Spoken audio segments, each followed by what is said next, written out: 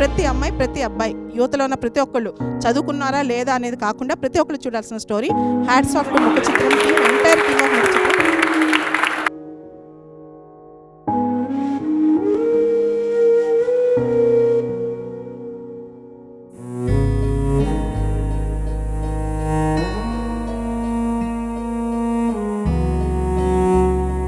చాలా ఇంపార్టెంట్ కథ రాశారు, చాలా ఇంపార్టెంట్ ఇష్యూ గురించి మాట్లాడారు, చాలా ఎంగేజింగ్గా ఎంటర్టైనింగ్గా చెప్పారు.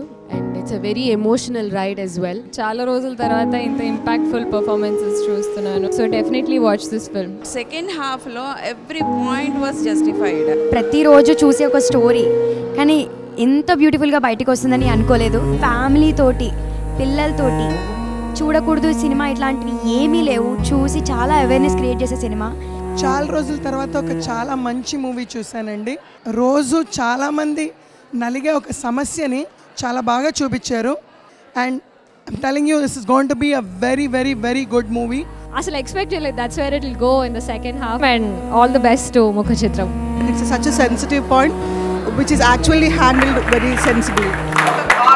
భారతదేశానికి సంబంధించిన ఒక పెద్ద విషయాన్ని బయట తీసుకొచ్చాం. సస్పెన్స్ ఏదైతే ఉన్నదో మాత్రం దట్స్ టూ గుడ్. విమెన్ అందరూ ఈ సినిమా చూడాలని అనుకుంటున్నాను నేను. It is an incredible film. It is a very special film and a film that everybody must watch. You need to go watch this film. This is a film that you all must watch.